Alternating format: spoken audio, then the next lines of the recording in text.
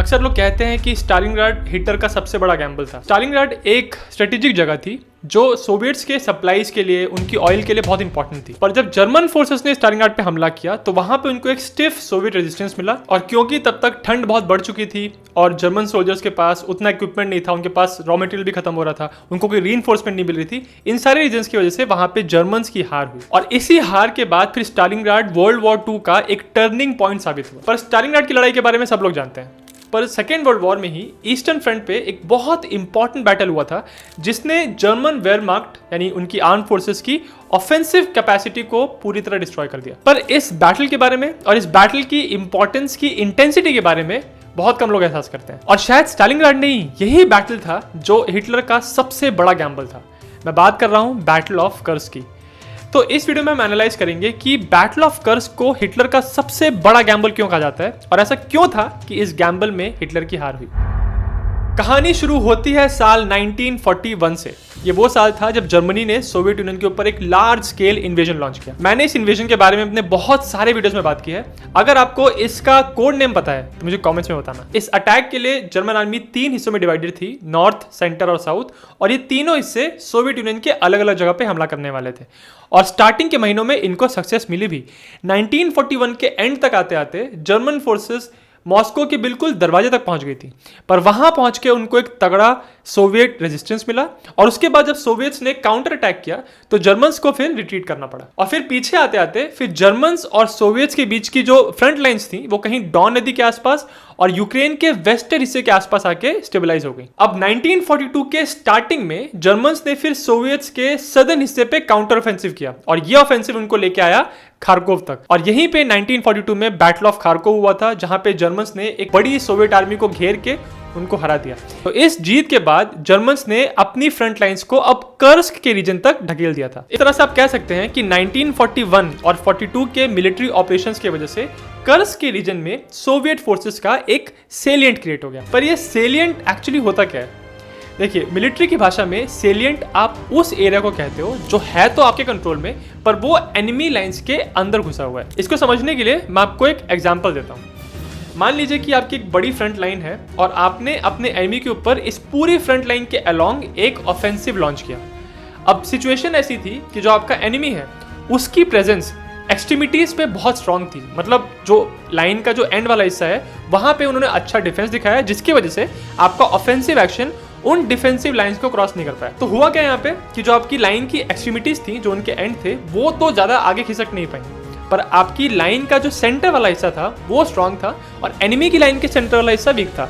तो आपने एनिमी को पीछे धकेल दिया, और इसकी वजह से आपकी लाइन में एक तरह का बल्ज, या आप कह सकते हैं एक प्रोट्रूजन क्रिएट हो गया, और इसी बल्ज को आप मिलिट्री की भाषा में सेलिएंट कहते हो। एक सेलिएंट का अटैकर और डिफेंडर दोनों के लिए फायदा और नुकसान होते हैं।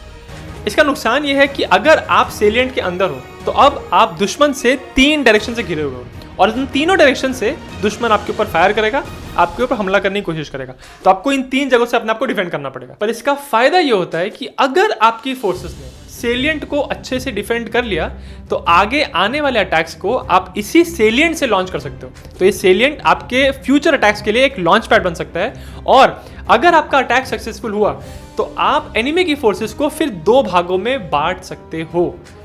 पूरे वॉरफेयर की हिस्ट्री में, फर्स्ट वर्ल्ड वॉर में, सेकंड वर्ल्ड वॉर में, उसके पहले की लड़ाइयों में भी इस तरह के सेलिएंट बने हैं, और कभी अटैकर्स के लिए, कभी डिफेंडर्स के लिए सेलिएंट ने फायदा या नुकसान करवाया है। ये टोटली डिपेंड करता है कि वहाँ सिचुएशन क्या है, ज्योग्राफिकल सिचुएशन क्या है, पॉलिटिकल क्या है, इन सारी बातों पे डिपेंड करता है। इस लड़ाई में भी ये सेलिएंट ही सबसे इंपॉर्टेंट चीज था। अब कर्स्क में जो सोवियत सेलिएंट बना हुआ था, ये साइज में काफी बड़ा था। अगर नॉर्थ से लेके साउथ तक इस सेलिएंट का आप डिस्टेंस देखते तो 267 किलोमीटर, और वेस्ट से लेके ईस्ट तक ये डिस्टेंस था लगभग 160 किलोमीटर। स्टालिनग्राड की लड़ाई में 1943 में जर्मन्स की हार हो चुकी थी, और अब हिटलर दुनिया को ये दिखाना चाहता था, अपनी जनता को ये दिखाना चाहता था कि वो अभी लड़ाई में पूरी तरह हारे नहीं है। उस बैटल में हार गए पर लड़ाई अभी भी उनके हाथ में है। इसीलिए हिटलर एक डिसाइसिव विक्ट्री खोज रहा था। पर यहाँ पे समस्या ये थी कि जब ये सब कुछ चल रहा था उस समय सोवियत टैंक प्रोडक्शन कैपेसिटी काफ़ी हाई हो चुकी थी, मतलब हर महीने वो लगभग 2000 टैंक्स बना पा रहे थे। दूसरी तरफ जर्मनी की टैंक प्रोडक्शन कैपेसिटी बढ़ना तो छोड़ो, वो स्टैटिक होके धीरे धीरे होने लग गए थे। इसका मतलब ये है कि जितने सोवियत टैंक बना रहे थे हर महीने, उतने टैंक्स जर्मन्स नहीं बना पा रहे थे। और उसका सबसे बड़ा रीजन ये था कि जर्मन्स अब 2 नए टैंक्स को बैटलफील्ड पर उतारने वाले थे। एक था टाइगर और एक था पैंथर। इसके पहले जर्मन्स पैंजर 4 टैंक्स का इस्तेमाल कर रहे थे, पर हिटलर ने फिर ये डिसाइड किया कि ये टैंक्स उतने रिलायबल नहीं है सोवियत आर्मर के अगेंस्ट। इसीलिए फिर उन्होंने नए 2 टैंक्स बनाए, पैंथर और टाइगर, पर ये टैंक्स उतने तेजी से बन नहीं पा रहे थे। पर हिटलर को फिर भी भरोसा था कि उसके ये 2 नए टैंक्स और उनका ME-262 एयरक्राफ्ट उनको लड़ाई जितवाएगा। 1943 तक आते आते ईस्टर्न फ्रंट पे जर्मनी की जो हालत थी, उसकी वजह से जर्मन हाई कमांड अब 2 हिस्सों में बढ़ गया था। कुछ एक्सपीरियंस फील्ड कमांडर्स, चाहे हाइंज गुडेरियन हो गए, चाहे मैनस्टाइन हो गए, उनका ये मानना था कि हमको अपने एग्जिस्टिंग रिसोर्सेज को लेके ही सोवियट्स पे हमला करना चाहिए। जहां जहां सोवियट्स काउंटर अटैक करने की कोशिश कर रहे हैं, उन काउंटर अटैक्स को हमको हराना चाहिए। इस तरह से अपनी बेहतर टैक्टिक्स और अपने बेहतर कोऑर्डिनेशन को यूज करके हम सोवियट्स को हरा सकते हैं। पर दूसरी तरफ थे chief of general staff general Zeitler. उनका यह मानना था कि जो सोवियत सेलिएंट बना हुआ है, अगर इस पे हम कोनों पे इसके अटैक करके इसको हम पिंच ऑफ कर सकें, मतलब इसको बंद कर सकें, तो ये सारा जो सोवियत फोर्सेस है वो हमारे घेरे के अंदर आ जाएंगी। और इस घेरे के अंदर बहुत सारी सोवियत इन्फेंट्री है, बहुत सारी हजारों की मात्रा में गन्स हैं, टैंक्स हैं, वो सब हम कैप्चर कर लेंगे। और ये जर्मन्स के लिए एक बहुत बड़ी डिसाइसिव विक्ट्री होगी। अब देखिए 1943 में सिचुएशन ये थी कि स्टालिनग्राड वो हार चुके थे और हिटलर चाहता था कि इसको एक डिसाइसिव विक्ट्री मिले। तो ज़ाइटलर के प्लान को देख के हिटलर को लगा कि हाँ, ये चीज़ शायद वो विक्ट्री हमको दिलाएगी जिसकी इतने समय से वो लोग वेट कर रहे थे, और शायद से ईस्टर्न फ्रंट पे जो पलड़ा भारी हो रहा है सोवियत यूनियन का, वो वापस जर्मनी के फेवर में आएगा। जनरल ज़ाइटलर के प्लान का दूसरा बड़ा एडवांटेज ये था कि ऐसा अटैक अगर सक्सेसफुल होता है तो जर्मन्स की फ्रंट लाइन्स छोटी हो जाएंगी। यहाँ पे मैं आपको डिस्कशन से थोड़ा साइड में लाके फ्रंट लाइन्स के बारे में बताता हूँ। चाहे आप अटैकर हो चाहे डिफेंडर हो, आपकी फ्रंट लाइन्स की लेंथ आपके लिए बहुत इंपॉर्टेंट होती है। अगर आप अटैकर हो और आपकी फ्रंट लाइन बहुत लंबी है, यानी आपने बहुत लंबे लाइन तक अपने सोल्जर्स को तैनात रखा है, तो ऑब्वियसली इसका फायदा यह है कि आप बहुत सारी एनिमी टेरिटरी को एक साथ जीत सकते हो। पर इसकी वल्नरेबिलिटी, इसका नुकसान ये होता है कि इतनी बड़ी लाइन को सप्लाई करना, उनको सपोर्ट करना काफ़ी चैलेंजिंग होता है। ऑन दी अदर हैंड, अगर आप डिफेंडर हो तो एक बड़ी लाइन को सेम सप्लाई करना मुश्किल होता है। अगर लाइन छोटी है तो उसको आप डिफेंड ज़्यादा इफेक्टिवली कर पाते हो। इसी वजह से फर्स्ट वर्ल्ड वॉर में जर्मन्स की हिंडनबर्ग लाइन इतनी स्ट्रांग थी, क्योंकि वो छोटी थी कंपैरेटिवली, और इसी वजह से जब भी एलाइज उस पर अटैक करते थे तो ज़्यादातर उनको बहुत हैवी कैजुअलिटीज़ का सामना करना पड़ता था। वैसे ही सेकेंड वर्ल्ड वॉर में अगर आप इटली के अंदर देखें तो वहाँ पे भी जर्मन्स ने एक बहुत स्ट्रॉन्ग डिफेंसिव लाइन बना के रखी थी जो बहुत छोटी थी, और इसी वजह से एलाइज उस लाइन को आसानी से तोड़ नहीं पा रहे थे। अगर आपको उस लाइन का नाम पता है जर्मनी की तो मुझे कमेंट्स में बताना। तो ओवरऑल इन सारी बातों को देख के हिटलर को लगा कि ये जनरल ज़ाइटलर का प्लान बहुत अच्छा है, और इसीलिए उन्होंने इस प्लान को ओके किया और इस ऑपरेशन को नाम दिया ऑपरेशन सीटाडेल। और इस ऑपरेशन की लॉन्च डेट डिसाइड की गई 4 मई 1943। इस अटैक के लॉन्च होने से पहले ही जर्मन्स के सामने 2 बहुत बड़ी समस्याएं थी। पहली बात ये कि सोवियट्स ऐसे तो थे नहीं कि सेलिएंट के अंदर बस वो हाथ पे हाथ धर के बैठे थे। उनको पता था कि हमारा सेलिएंट बना हुआ है और हम अटैक के प्रति बहुत वल्नरेबल हैं। इसी वजह से वो लगातार अपने डिफेंसेस को बिल्ड कर रहे थे। इस सेलिएंट के चारों तरफ उन्होंने 1 नहीं 2 नहीं दर्जनों डिफेंसिव लाइंस बनाई, और इन लाइंस के अंदर बहुत सारी इन्फेंट्री थी, मशीन गन्स थी, मोटर्स थे और फोर्टिफिकेशंस थे। कई जगह पे फोर्टिफिकेशंस पक्के थे, कंक्रीट के थे, और कई जगह पे सिर्फ तार बिछे हुए थे, मिट्टी के स्ट्रक्चर्स थे, जहां पे मशीन गन्स रख के वो सामने से आने वाले जर्मन अटैक को रोकने की तैयारी कर रहे थे। जर्मन्स की सबसे बड़ी ताकत थी ब्लिट्जक्रीग, यानी बहुत लाइटनिंग स्पीड पे, बहुत तेजी से एनिमी पे अटैक करना।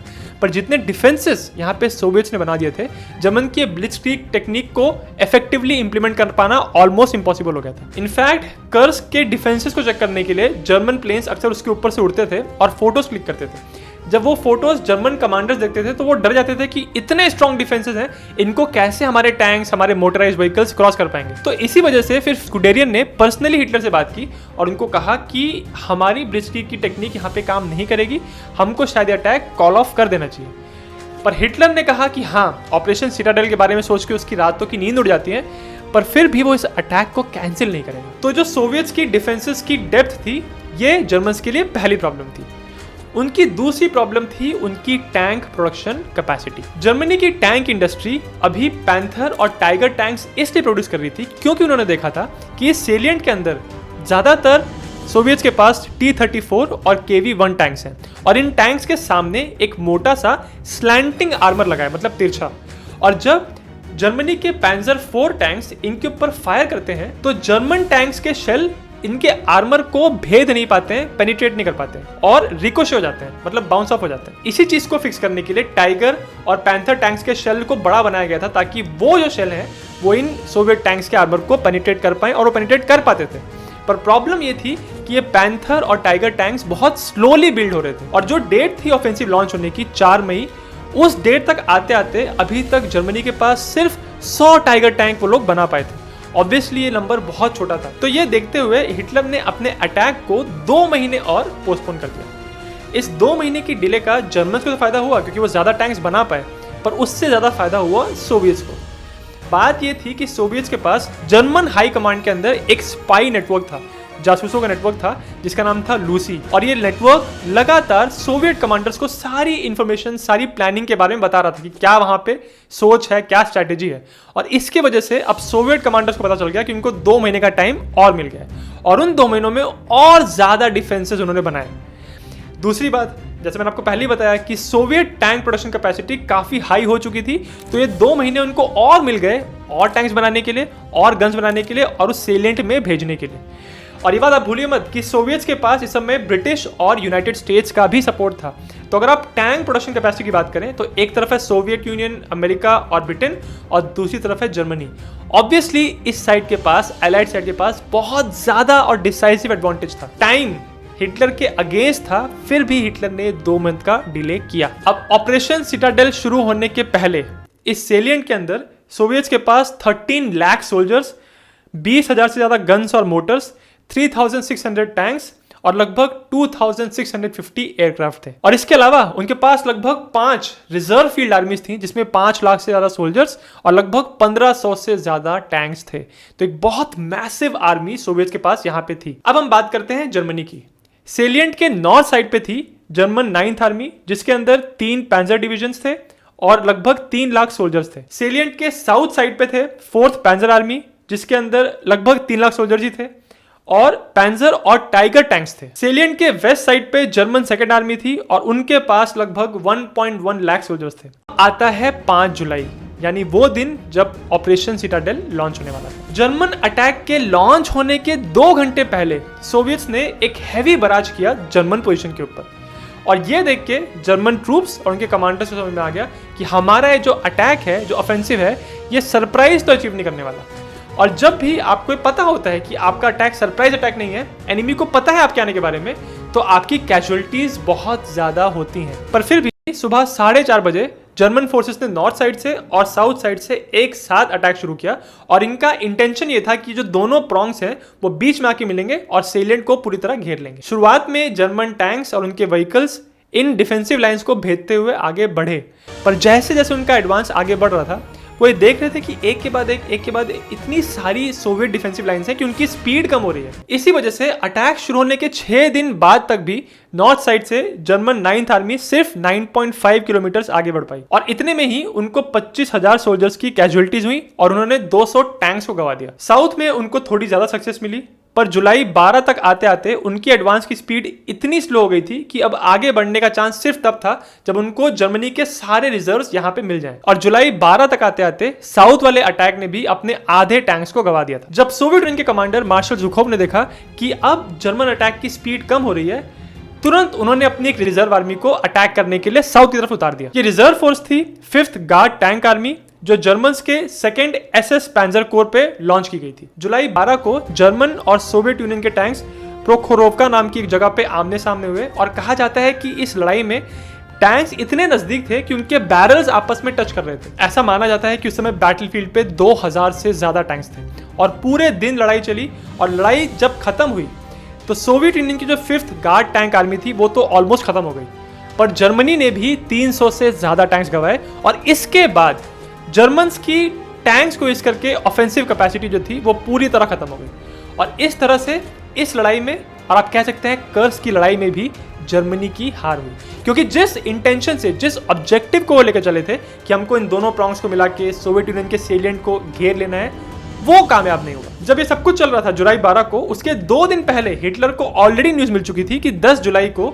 अब एलाइड आर्मीज सिसिली के बीचेस पे लैंड कर चुकी हैं। अब हिटलर को ये समझ में आ गया था कि सदर्न फ्लैंक पे इटली अब खतरे में है और ऑपरेशन सिटाडेल में हमको जीत नहीं मिली है। तो इसीलिए फिर 12 जुलाई को उसने ऑपरेशन सिटाडेल को कैंसिल कर दिया। इसके तुरंत बाद सोवियत यूनियन ने फिर कर्स्क के नॉर्थ में एक नया ऑफेंसिव लॉन्च किया, ऑपरेशन कुटुजोव, और उस ऑपरेशन के अंतर्गत उन्होंने ओरल सिटी में जर्मन डिफेंसेस को तोड़ दिया और इसी के बाद अब जर्मन फोर्सेस ने रिट्रीट करना शुरू कर दिया। तो एक तरह से आप कह सकते हैं कि यहाँ पे जर्मन जब हारे और उन्होंने पीछे हटना शुरू किया और सोवियत ने जब एडवांस करना शुरू किया तो वो सीधा जर्मनी के अंदर घुसे, बर्लिन तक पहुंच के ही फिर सोवियत का एडवांस रुका था।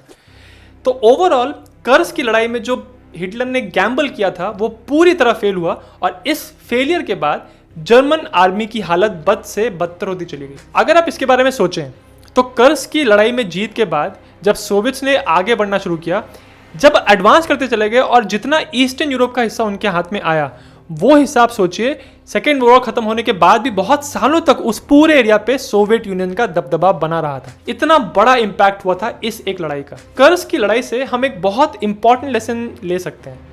कई बार हम अपनी पर्सनल लाइफ में कोई बहुत मुश्किल सिचुएशन में होते हैं और हमको लगता है कि कोई एक जीत मिल जाए, कोई एक ब्रेक थ्रू मिल जाए तो पिछली जो हारें हैं छोटी छोटी वो सारी जो हैं वो कॉम्पनसेट हो जाएंगी और इसी वजह से एक बड़ी डिसाइसिव विक्ट्री के लिए या एक बड़ी जीत के लिए हम सब कुछ दांव पे लगा देते हैं।